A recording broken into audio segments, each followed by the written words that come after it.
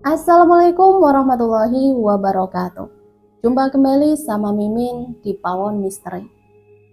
Nah, untuk kesempatan kali ini, Mimin akan membagikan satu cerita misteri.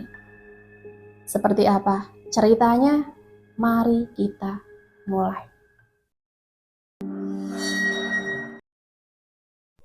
Hatiku menjadi iblis karena lamaranku ditolak. Dendam. Aku sama sekali tidak menyangka kalau Rahma, cewek yang selalu setia menemani hari-hariku, yang selalu mengerti akan keadaanku, cewek yang telah lama aku anggap kekasih dan yang akan menjadi pendamping hidupku. Tiba-tiba Rahma memutuskan hubungan secara sepihak tanpa ada alasan apapun. Selepas maghrib menjelang Isya, aku berkunjung ke rumah Rahma dengan satu keyakinan kalau dia dan keluarganya akan menerima lamaranku. Karena aku begitu percaya kalau Rahma juga sudah siap dengan semua ini. Namun sesampainya di rumah Rahma, aku harus menemui kenyataan pahit. Kedua orang tua Rahma yang semula bersikap baik tiba-tiba tak acuh dengan kedatanganku. Mereka memandang sebelah mata, menolak maksud kedatanganku. Yang lebih aku tak mengerti lagi, Rahma tiba-tiba tak peduli lagi. Bahkan dengan ringan, dia berkata, "Sebaiknya kita berhubungan sebagai adik kakak saja." Penolakan itu tentu saja membuat aku sakit hati. Namun aku memperlihatkan sikap wajar saja. Dan dengan santai aku pergi meninggalkan rumah itu. Gerimis mulai semakin deras membasahi tubuhku yang masih terisak di atas pusara ayahku. Aku tak tahu lagi apa yang harus aku lakukan. Aku belum siap untuk berpisah dengannya. Malam semakin pekat. Aku mulai kedinginan dan nyaris pingsan. Tiba-tiba telingaku seperti mendengar suara orang berbisik. "Jangan cengeng, masih ada cara untuk mendapatkan wanita itu." Aku mencari sumber suara itu, namun aku tak melihat siapapun di sana. "Datanglah ke tempatku kalau kamu membutuhkan saran dariku." Tambah suara itu lagi. Luka hatiku semakin perih saat melihat Rahma berjalan dengan seorang cowok. Dan lebih sakit lagi mendengar kalau dia sudah dijodohkan dengan cowok tadi. Ini lengkap sudah penderitaanku. Lengkap sudah alasanku untuk menuruti suara bisikan itu. Aku harus memenuhi pemilik suara gaib yang akan menolongku lepas dari cengkraman bayang-bayang kehancuran. Jangan sia-siakan hidupmu hanya untuk meratapi kebodohanmu yang hanya diputuskan kekasih. Nasihat pertama yang kudapat dari suara gaib penghuni Goa Batu yang letaknya tidak terlalu jauh dari pemakaman. "Apa yang harus saya lakukan, Mbah?" tanya aku. "Kalau kamu memang masih mengharapkan perempuan itu, aku bisa membuat dia jatuh dalam pelukanmu. Tapi bila kamu merasa sakit hati, kamu bisa membuatnya dan semua keluarganya juga merasakan penderitaan yang jauh lebih pedih." Aku terdiam. "Dengan syarat, kamu harus melakukan beberapa hal." "Apa itu?" Ritual itu mulai aku lakukan. Goa Raksa, tempat yang aku tuju tidak terlalu jauh dari pemakaman tempat ayahku dikebumikan. Goa itu tidak seperti goa pada umumnya yang berada di tepian tebing atau di hutan belantara. Tapi Goa Raksa hampir rata dengan tanah dan hanya ditutupi batu besar. Tak seorang pun menyangka kalau di kampung ini terdapat sebuah goa. Batu besar itu terangkat dengan sendirinya. Dengan jantung berdebar, aku menuruni lubang yang baru saja terlihat. Perasaan takut mulai menyelimutiku. Aku berpikir bagaimana bisa keluar dari lubang ini jika nanti batu besar menutupnya lagi. Namun perasaan sakit hatiku membuat aku tegar. Kira-kira 3 meter kakiku sudah menginjak dasar lubang dan tepat di hadapanku terlihat sebuah lubang lain. Lubang itu menembus ke samping dan inilah yang disebut Goa Raksa. Hawa lembab mulai terasa saat tanganku menyentuh dinding batu itu. Semakin ke dalam, nafasku semakin sesak. Entah berapa lama dan berapa jauh aku memasuki gua tersebut. Yang jelas aku mulai merasa lelah dan kepayahan. Masuklah. Suara itu terdengar lagi. Aku masuk merangkak lebih jauh lagi, sampai aku samar-samar mendengar suara mendesis. Seekor ular besar, ini tepat berada di hadapanku. Ular sebesar betis orang dewasa itu mengangkat kepalanya. Matanya bersinar merah menatapku tajam. Mulut ular itu membuka lebar, memperlihatkan air liurnya yang menetes dari gigi-giginya yang runcing. Masuklah ke dalam mulutku. Ternyata ular itu dapat berbicara. Aku tertegun untuk beberapa saat. Mana mungkin aku harus masuk ke dalam mulut seekor ular yang penuh air liur itu. Cepat lakukan. Suara itu seperti mempunyai daya magis luar biasa.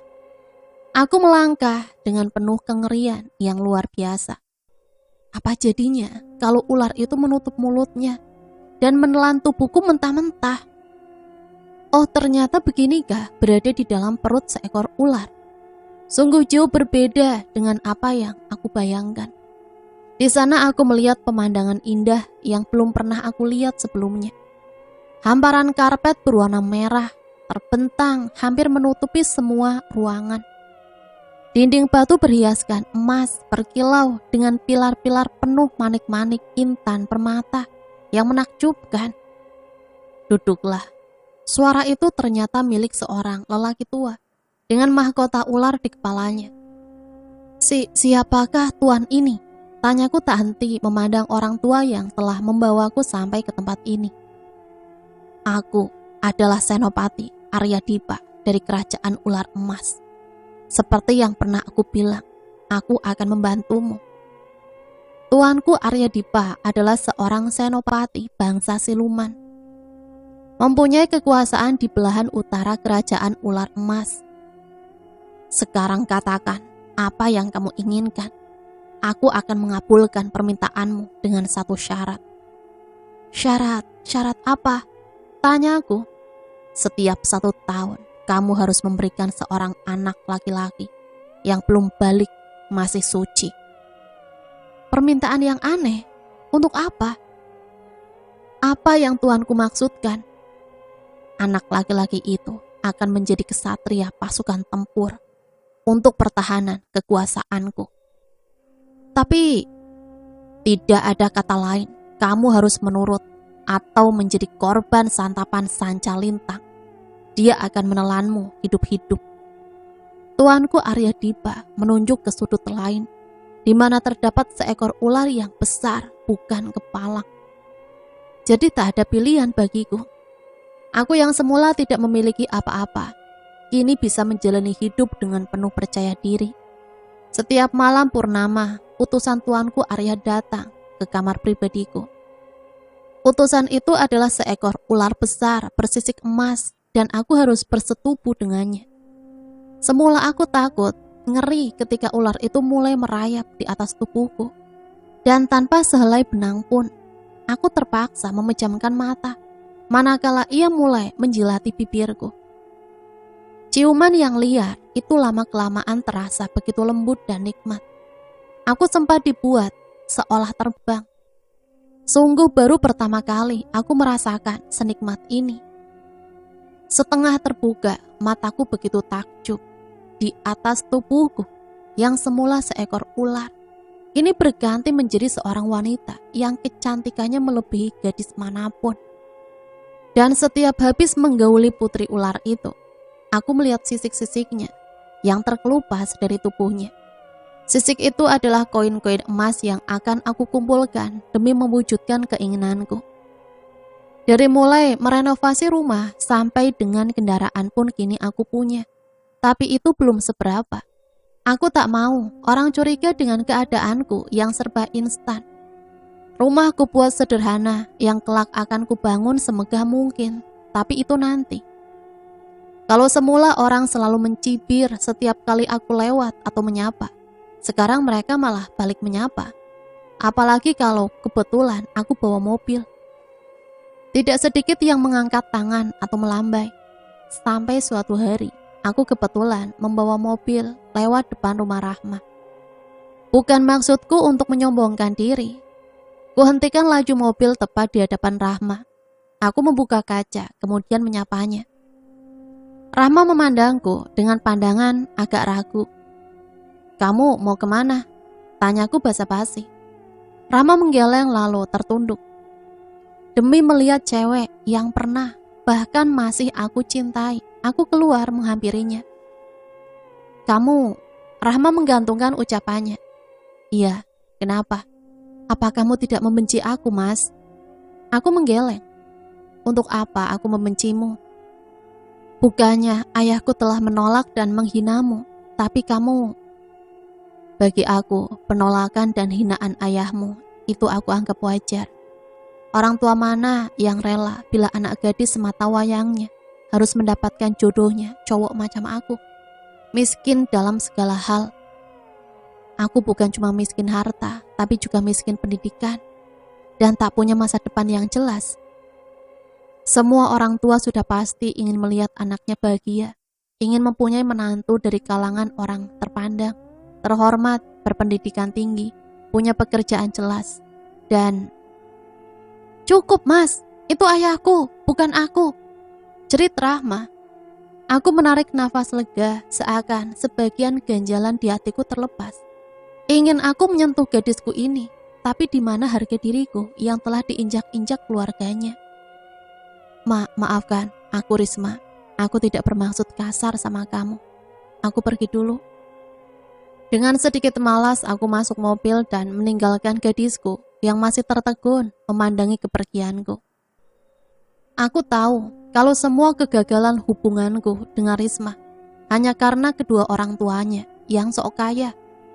Atau mungkin mereka menganggap bahwa mereka memang kaya. Padahal mereka hanya pedagang sembako yang memang lumayan laris. Tapi menurutku itu biasa.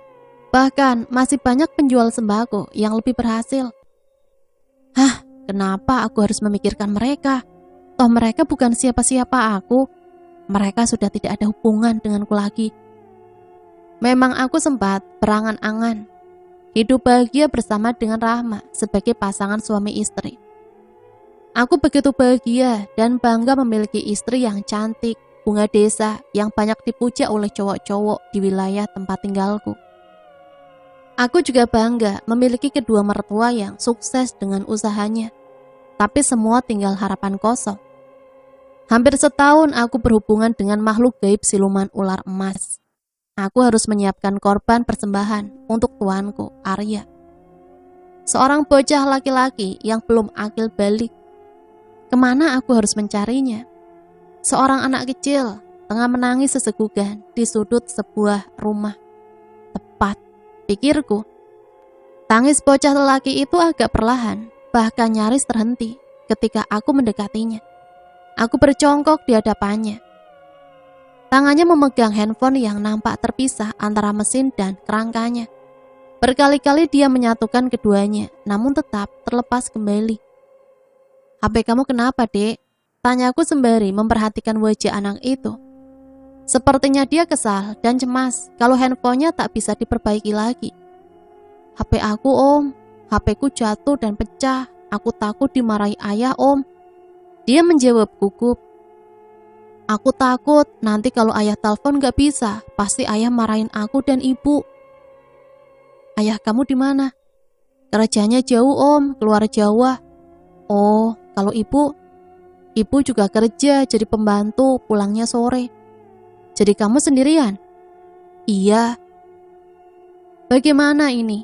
Sampai hatikah aku harus mengorbankan seorang anak yang hidupnya selalu kekurangan? Tegakah aku merampas kebahagiaan orang tuanya yang telah melahirkan dan membesarkannya dengan penuh kasih sayang? Maka terkutuklah aku jika harus melakukan ini semua. Tapi bagaimana seandainya malam nanti aku tidak dapat persembahan korban untuk tuanku, Arya? "Sudah, kamu jangan nangis. Om mau belikan HP baru buat kamu. Tapi kamu harus bantu Om. Kamu mau?" Kataku menenangkan. Bantu apa Om? Tanyanya antusias. Nanti malam kita ke kota beli HP. Setelah itu kamu bantu Om untuk nyari anjing piaraan Om, gimana?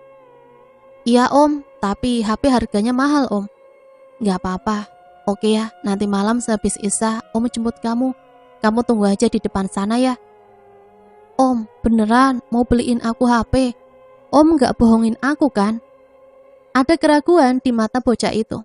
Masuk akal, karena bocah itu memang kenal sama aku. Dia tahu kalau aku orang miskin, sama seperti ayahnya yang bekerja serabutan. Aku mengeluarkan dompet dan aku perlihatkan isinya. Wajah bocah itu nampak kaget melihat lembaran uang yang cukup banyak. Kalau kamu gak percaya, kamu yang pegang dompet Om ini. Aku percaya kok Om. Terima kasih kalau Om mau menolong aku. Jam 8 lebih, aku menjemput bocah yang bernama Ibnu. Dia tepat waktu, sudah menunggu di depan gang. Cepat masuk Ibnu, kataku membukakan pintu.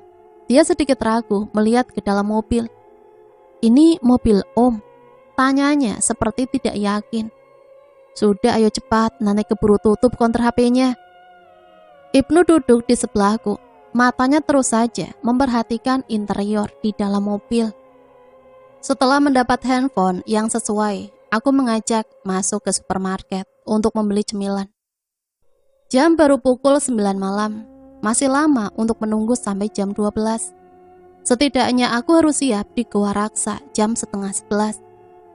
Maka untuk menunggu, aku harus menyiasatinya. Kebetulan di bioskop ada film petualangan antariksa yang pastinya disukai anak-anak. Kamu suka film luar angkasa enggak? Rame loh, kita nonton dulu ya, ajakku. Ibnu memandangku dengan sedikit ragu. Tapi aku belum pernah masuk ke bioskop Om. Lagian nanti ibu mencari aku. Ibnu beralasan.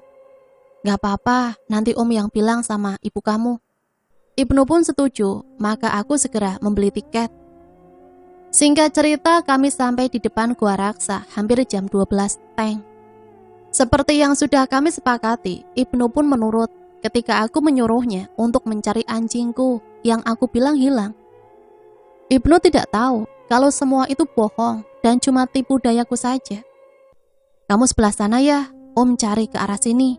Pakai senter HP kamu, kataku memberi perintah. Tapi aku takut Om. Tenang aja, gak ada apa-apa. Akhirnya Ibnu menurut juga. Suasana depan gua memang terlihat menyeramkan. Ditambah tiupan angin yang tiba-tiba kencang menggoyang-goyang pepohonan yang seakan bayang-bayang raksasa tengah menari di bawah sinar bulan purnama. Suara desis terdengar begitu jelas. Aku yakin suara itu milik tuanku, Arya. Diakah anak persembahan itu? Suaranya menggema di seputar kawasan gua. Tapi anehnya Ibnu tidak merasa takut. Dia masih terus mencari-cari dengan senter dari HP. Iya tuanku, anak itulah persembahan untuk tuanku. Dan semoga tuanku berkenan menerimanya. Jawabku sambil mencari keberadaan makhluk siluman ular itu. Namun tetap saja aku tak dapat melihatnya. Bagus, ternyata kamu tepat waktu dan memegang janji. Sebentar lagi semua keinginanmu akan menjadi kenyataan. Sekarang pergilah, biarkan anak itu menjadi santapanku. Tuanku Arya menyuruhku meninggalkan tempat itu. Rupanya Ibnu baru menyadari kalau dirinya sendirian. Aku mendengar suara teriakannya memanggil nama aku. Dan teriakan berikutnya adalah teriakan ketakutan. Teriakan anak itu begitu nyaring, menggema di telingaku. Aku membayangkan apa yang akan terjadi dengan anak itu. Teriakan memanggil kini berubah menjadi cerit ketakutan. Cerita yang teramat memilukan. Entah bagaimana nasib anak itu. Dan bagaimana perasaanku kini. Aku merasa berdosa telah membunuh anak itu dengan memberikannya sebagai persembahan.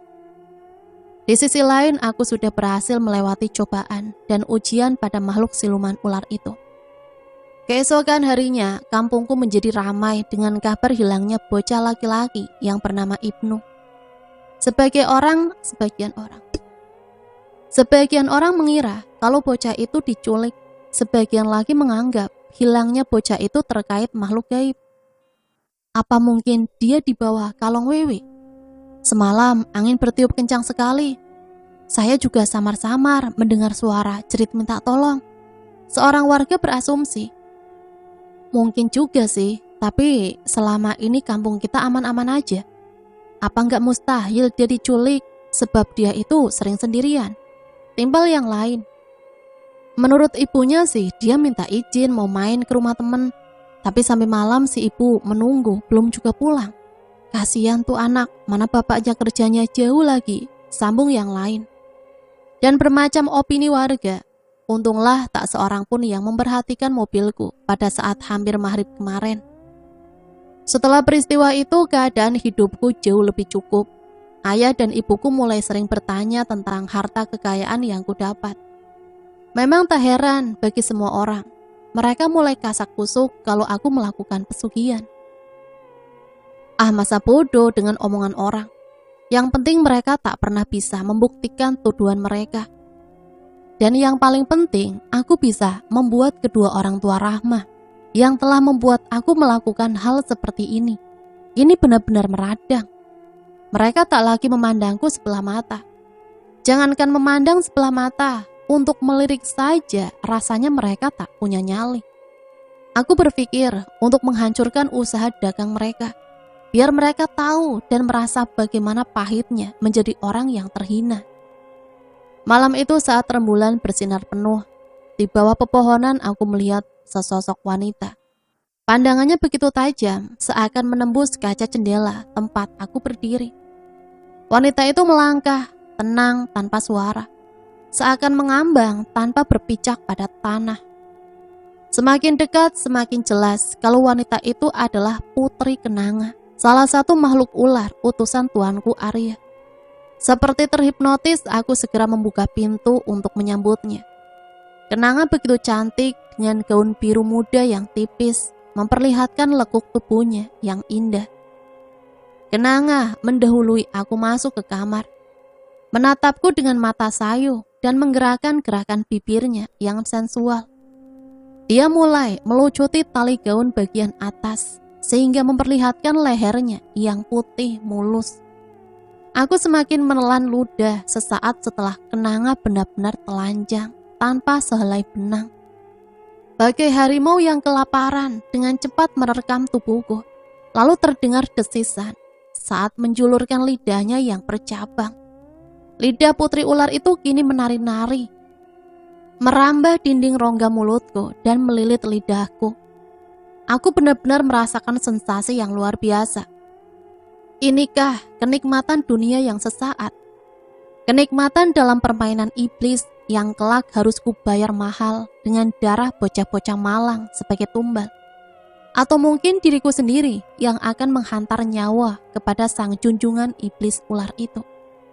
Minggu pagi yang cerah, aku melakukan jogging di sekitaran perkantoran. Kebetulan aku melihat Rahma ada di sana. Rahma duduk sendirian di bawah pohon perdu. Aku mendekatinya. Agak kaget dia melihatku. Aku melihat ada binar di matanya. Senyum tipis menghiasi bibir mungilnya. "Kamu..." Begitu canggung dia menyapa aku. "Kamu sendirian?" "Iya." "Gak sama cowok kamu?" "Pancingku." "Siapa? Cowok yang mana? Jangan mulai deh," serga Rahma. "Tapi waktu itu aku lihat kamu berdua sama cowok." "Gak tahulah, aku gak ngerasa kok." Nadanya meninggi, kemudian dia kembali tertunduk memeluk lutut. Aku melihat ada kesedihan di wajahnya.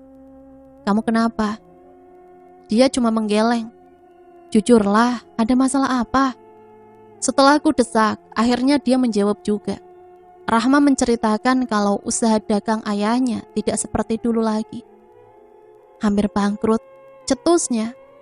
Belum lagi kalau ayahnya juga sering sakit-sakitan. Penyakit ayah termasuk aneh. Dokter bilang tak ada apa-apa. Dalam hati aku tersenyum. Mungkin keinginanku sudah dilaksanakan oleh sang putri untuk menghancurkan usaha dan membuat ayah Risma sakit. Kehancuran keluarga gadis kesayanganku sudah di ujung tanduk. Lalu bagaimana dengan Rahma? Akankah aku juga menghancurkan kehidupan Rahma? Aku bingung. Dendam dan sakit hati telah membuat aku menjadi manusia berarti iblis. Tapi di sisi lain, aku masih mencintainya. Mas, aku minta maaf atas sikap ayah selama ini. Mungkin Mas merasa sakit hati. Rahma memegang lenganku. Ku tatap matanya dan aku menemukan kejujuran di sana. Mata itu seperti menceritakan kalau dia juga menyesal telah menolak lamaranku. Aku tidak merasa sakit hati ataupun dendam. Asal kamu tahu kalau aku tidak pernah bisa untuk melupakan kamu. Aku sangat mencintai kamu, Rahma.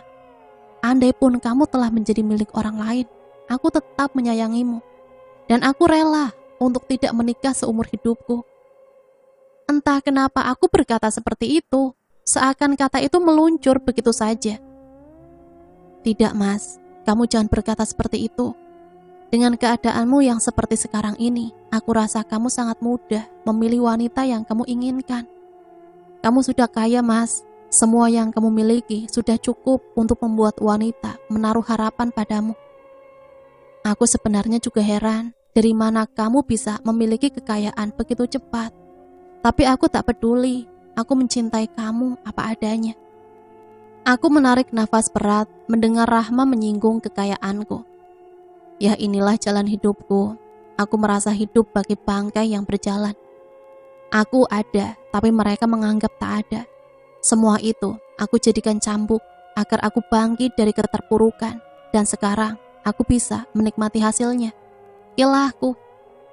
Maaf Mas, aku tidak bermaksud ingin menyelidiki semua itu.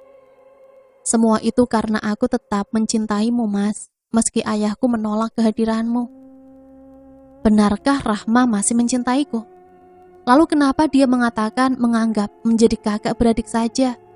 Atau mungkin dia merasa tak enak hati untuk berdebat dengan ayahnya?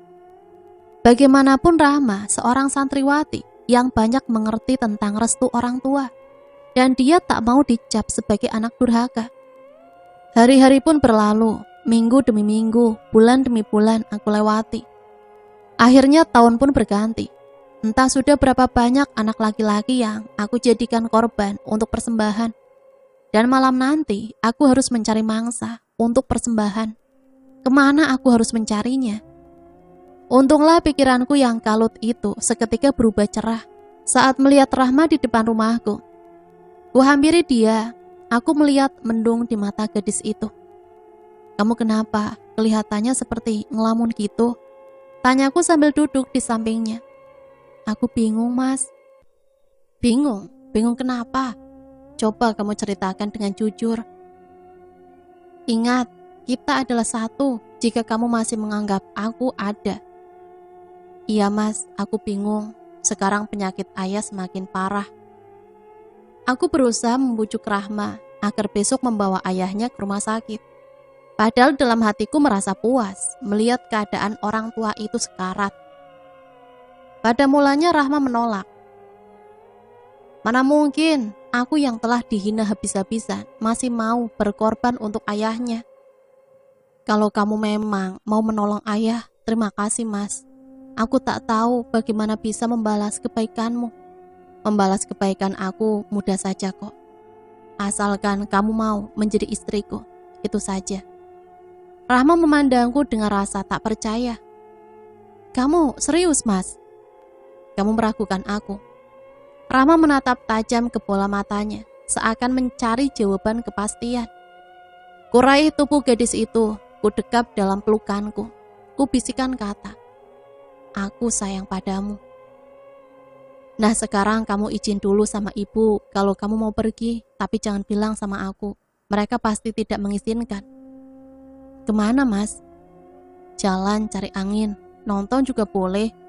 Tapi Mas, sudah cepat sana, kamu izin dulu. Iya Mas. Aku mengajak Rahma masuk mall, menyuruhnya mengambil apa saja yang ia mau. Namun dia menolak dengan alasan nanti orang tuanya curiga. Rahma hanya mengambil street dan celana jeans saja. Setelah itu kami masuk ke bioskop, menonton film romantis. Wajah Rahma sedikit ceria, tidak seperti tadi. Waktu hampir jam 12 malam, ketika mobil kami memasuki perkampungan, langit yang semula cerah tiba-tiba menjadi gelap. Gerimis mulai turun, semakin lama semakin besar, ditambah angin yang datang tiba-tiba dengan kencangnya. Alam tengah murka, petir menyambar-nyambar bagai pijar api dalam gelap. 1-2 kali guntur menggelegar, dan sebatang pohon besar tumbang nyaris menimpa mobil. Kini kami tak dapat melanjutkan perjalanan dengan mobil karena terhalang pohon tumbang. Untuk berjalan kaki rasanya tak mungkin karena hujan teramat deras. Lagi pula aku tak mau melihat Rahma menjadi sakit. Kami berdua benar-benar terjebak dalam murka alam. Dan aku baru menyadari kalau waktunya telah tiba. Suara desis begitu jelas terdengar. Dan dalam remang-remang aku melihat sosok ular raksasa tepat menghadang di depan mobil. Ternyata kamu datang juga, Karman. Mana anak itu? Suara tuanku Arya terdengar menggelegar. Rahma merapat ke tubuhku. Dia nampak ketakutan. Aku tak mau Rahma mendengar lebih banyak lagi. Maka aku terpaksa keluar menembus air hujan. Ampun Tuan, aku belum mendapatkan anak laki-laki.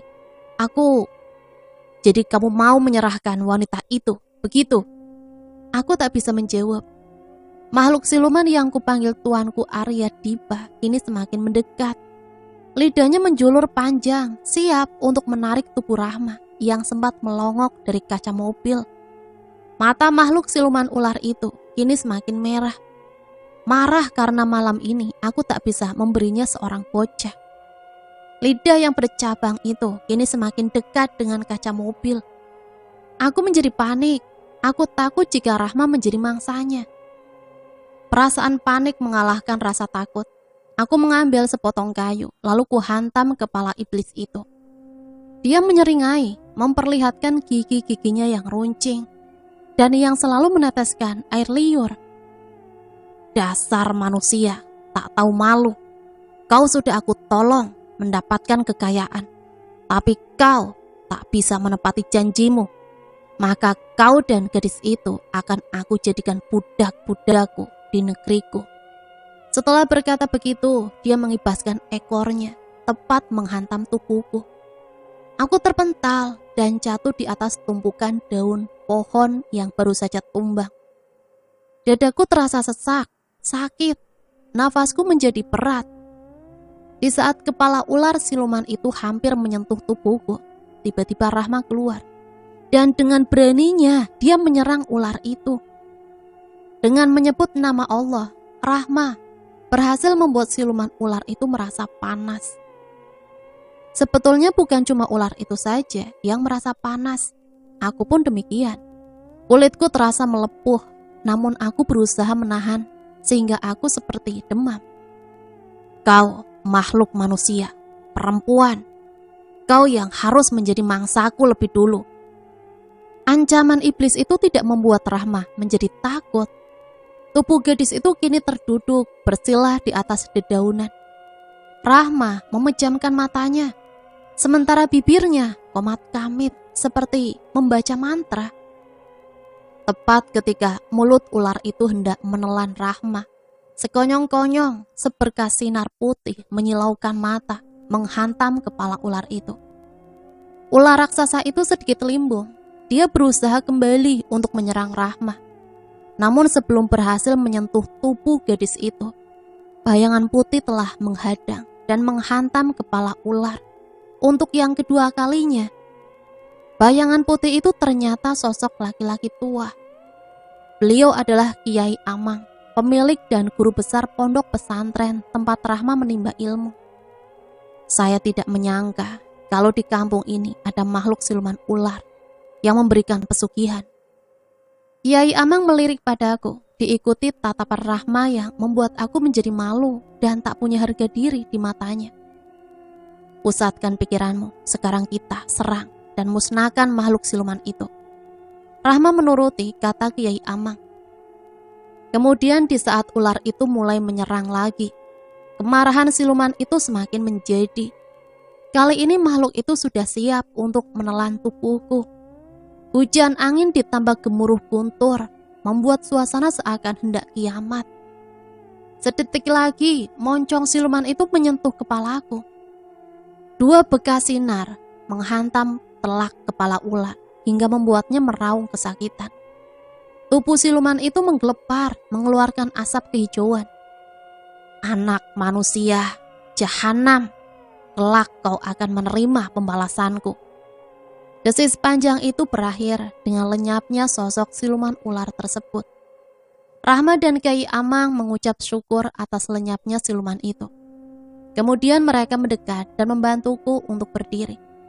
Aku sama sekali tak menyangka kalau Rahma memiliki kemampuan luar biasa. Dulu aku mengenal gadis itu biasa-biasa saja. Dia anak dari keluarga sederhana, memiliki kepribadian yang juga sederhana. Kecantikannya di atas rata-rata. Namun sebagai gadis desa yang hidup dan bergaul dengan teman-teman sekampung, dia tidak menonjolkan kecantikannya. Kami mulai menjalani hubungan semasih duduk di bangku SMP. Setelah beberapa lama Rahma masuk pondok dan kami tetap menjalin hubungan, meskipun hanya lewat surat. Suasana malam itu tak lagi seperti tadi. Hujan hanya menyisahkan gerimis kecil. Tak terdengar lagi suara gemuruh yang memecah langit. Semua kembali seperti sedia kala. Beruntung kamu mempunyai kekasih seperti Rahma. Dia bukan cuma cantik, dia soleha, juga mempunyai nyali besar untuk melindungimu. Coba kalau tidak ada dia, ucap Kyai Amang sembari memapahku. Terima kasih Pak Kiai, andai tak ada Bapak, mungkin aku sudah tamat. Balasku, lalu aku berusaha untuk mencium tangannya. Namun Kyai Amang menepis lenganku. Kamu masih kotor. Aku benci dengan kotoran, apalagi dengan najis dari iblis. Kyai Amang menyinggungku. Kamu Rahma, kalau kamu masih mencintai dia, bimbing dia, agar jangan sesekali bersekutu dengan setan. Sebab itu sama saja sudah tak lagi percaya atas takdir Allah. Rahma memandangku. Dia seperti ragu. Aku hanya bisa menunggu. Adakah cinta yang tersisa setelah dia tahu kalau aku adalah pemuja siluman ular? Dan masih maukah dia menerima aku yang telah begitu kotor dalam menjalani ritual bersama putri-putri ular? Hanya waktu yang akan menentukan. Nah teman-teman, itulah sepenggal cerita yang bisa Mimin bagikan. Semoga cerita ini bisa kita jadikan pembelajaran ya. Sampai di sini Mimin pamit undur diri, mohon maaf apabila banyak salah kata. Sampai berjumpa kembali di cerita selanjutnya. Matur suwun, wassalamualaikum warahmatullahi wabarakatuh.